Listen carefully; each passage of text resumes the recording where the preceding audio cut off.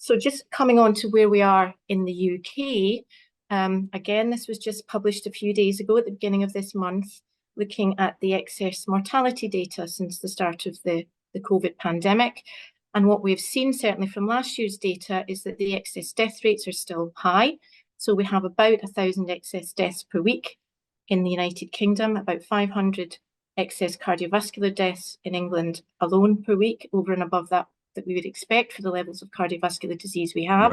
Right. The increased excess death rate appears now to be in the highest in the younger to middle age groups. So that's 20 to 44s and 45 to 64.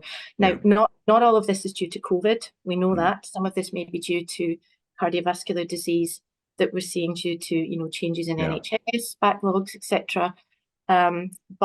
But when we looked specifically at cardiovascular disease, ischemic heart disease was 44% higher, stroke was 40% higher, and heart failure was 39% higher.